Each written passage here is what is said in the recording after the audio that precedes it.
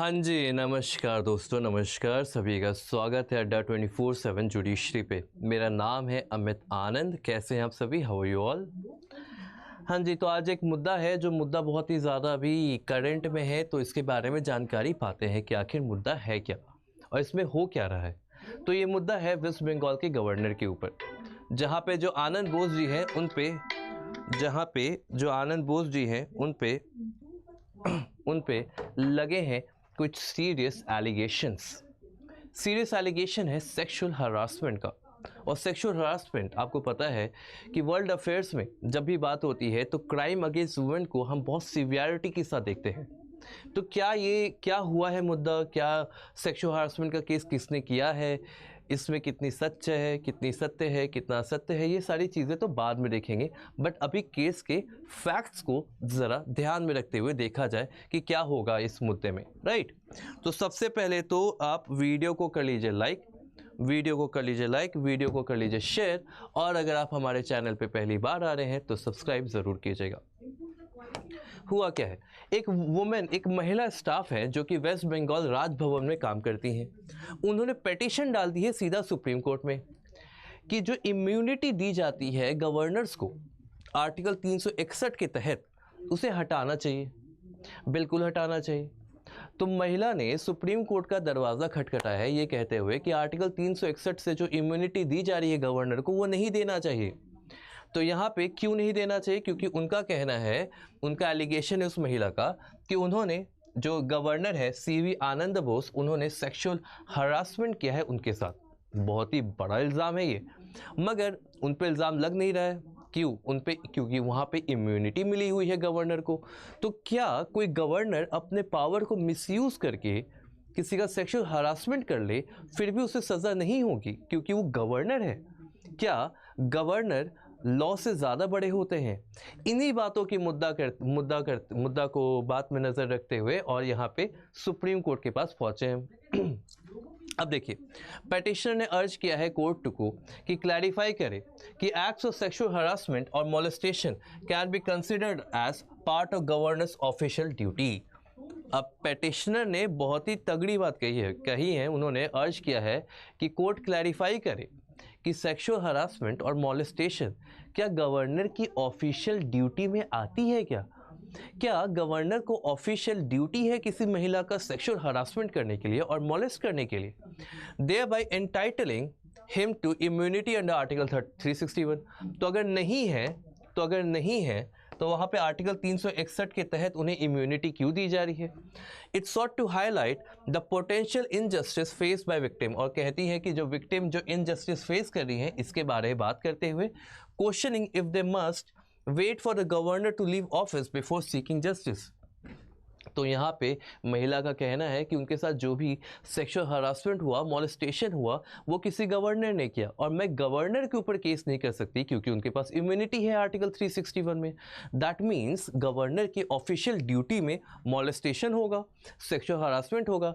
या तो हम वेट करें कि जब गवर्नर अपनी गद्दी को छोड़े, अपने पोजिशन को छोड़े, अपने ऑफिस को छोड़े, उसके बाद हम न्याय के लिए जाएं। तो मुद्दा तो बहुत संगीन है और बात इनकी भी वैलिड है। अब now this court has to decide. अब यहाँ पे प्ली जो डाली गई है, प्ली के जो शब्द है बहुत स्ट्रॉन्ग है, स्ट्रॉन्ग कंटेंशन के साथ डाला गया है, तो उसे समझिएगा। This court has to decide whether a victim like the petitioner can be rendered less remediless. मतलब पेटिशनर के पास कोई और चारा ही नहीं है, वो कहीं नहीं जा सकती हैं। With the only option being to wait for the accused to demit his office, और एक ही चारा है कि जब वो गवर्नर नहीं रहे, जब वो गवर्नर की गद्दी से हट जाए तब उनके ऊपर केस करें। मतलब डिले भी रहेगा, which delay then be inexplainable during the trial। और फिर कोर्ट में जाइएगा केस करने तो कोर्ट कहेगी कि आपने इतनी देर बाद क्यों केस किया। तो आदमी करे तो करे क्या? अभी केस कर नहीं सकते क्योंकि गवर्नर है, उनके पास इम्यूनिटी है। बाद में केस कर नहीं सकेंगे क्योंकि अगर केस करेंगे तो कोर्ट कहेगी कि आप बहुत देर बाद आ रही हैं, पक्का कोई दाल में काला है। तो मैं करूं तो करूं क्या? यही बात प्ली में, पिटिशन में डाली गई। which and render the entire procedure a mere lip service without any justice to victim herein।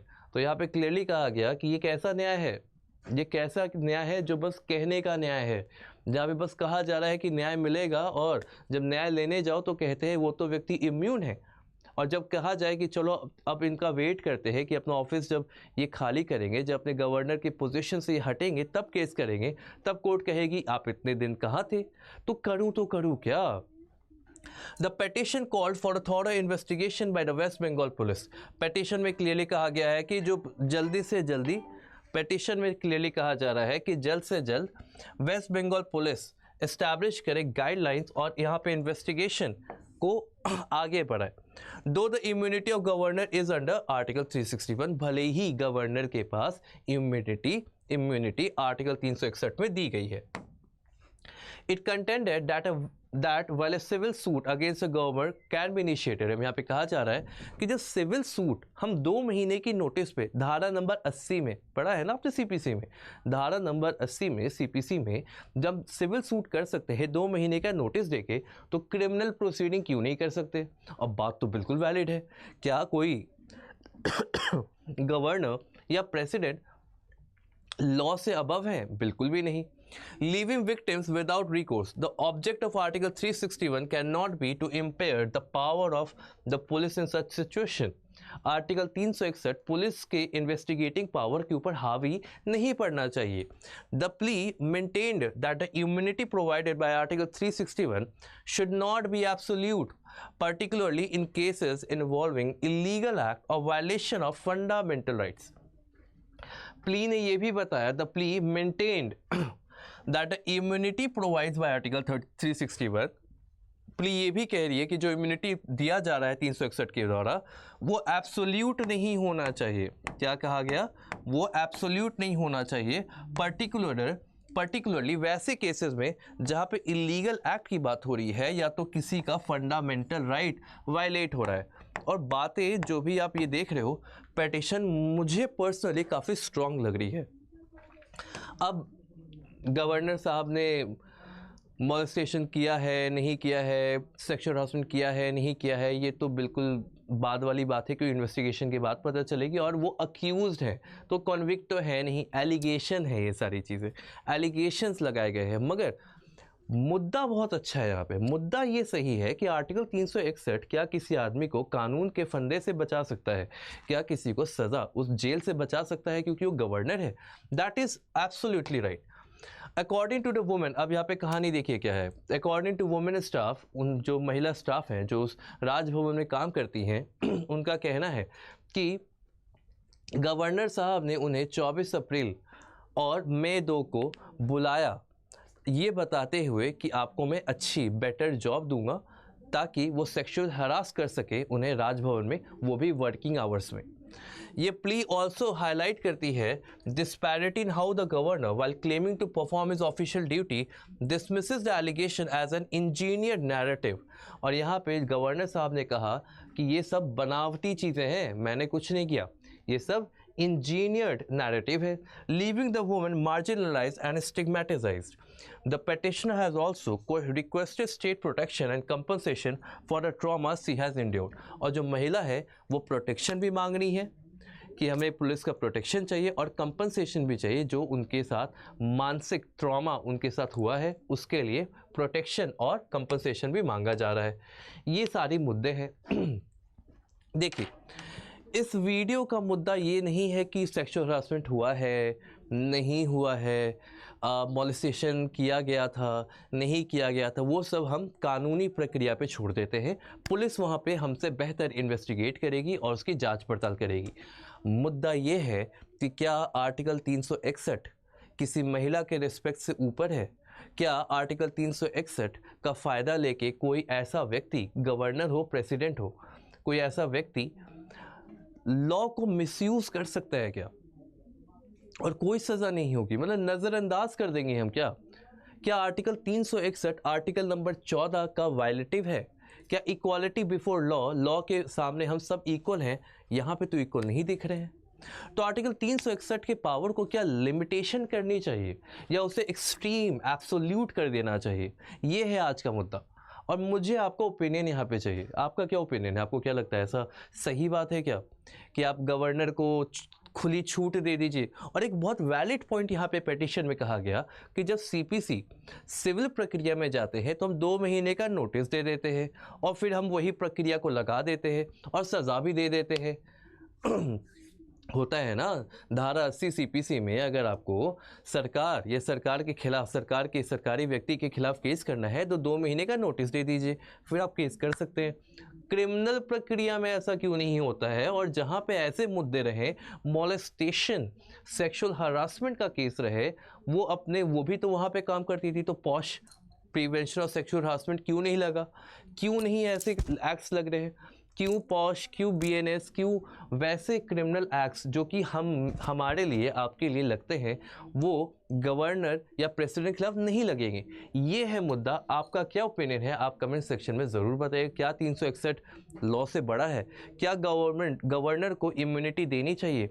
अब ये सारे एलिगेशंस है, मगर मेरा सवाल कुछ अलग है। मेरा सवाल है, क्या 361 आर्टिकल 14 को वायलेट करता है? और अगर करता है तो आज भी ये प्रेजेंट क्यों है?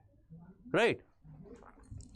चलिए, साथ ही साथ आप लोगों के पास भी राइट है, वो राइट है, आप लोगों के पास भी एक राइट है, वो राइट है इंडिया के बेस्ट जुडिशरी प्लेटफॉर्म पे जज बनने की तैयारी, इंडिया के बेस्ट जुडिशरी प्लेटफॉर्म पे अपने एग्ज़ाम की तैयारी में लगना, साथ ही साथ अपने नोट्स को, कंसेप्ट को बेहतर करना, क्योंकि एग्ज़ाम का पैटर्न बदल रहा है और बदलते पैटर्न के साथ आपको भी बदलना पड़ेगा।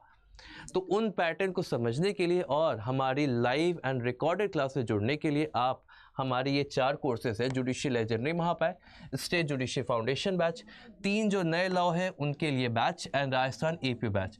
इन चारों में से किसी भी बैच में आप जुड़ सकते हैं। जो भी आपका टारगेट सेट है, जो भी आपका टारगेट ऑब्जेक्टिव है, एपीओ बनना है इधर जाइए, जज बनना है इधर आइए, मजिस्ट्रेट की तैयारी करनी है, मतलब तीनों नए क्रिमिनल लॉ पढ़ना है यहाँ आइए, सब पढ़ना है जुडिशियल लेजेंडरी महापैक में आइए। तो कैसे एनरोल करिएगा? एनरोल करने के लिए आपको यहाँ पर दिए गए नंबर 8053022299 पे कॉल करना है। क्या है नंबर? 8053022299 पे कॉल करना है और कह देना है कि अमित सर ने आपको नंबर दिया है। मेरा नाम बता दीजिएगा कि अमित सर ने नंबर दिया है और अपने मन पसंदीदा बैच से जुड़ जाइए, बेहतर नहीं बेहतरीन तैयारी के लिए। मुलाकात होगी आपसे नेक्स्ट वीडियो में। Until then take care, thank you, जय हिंद।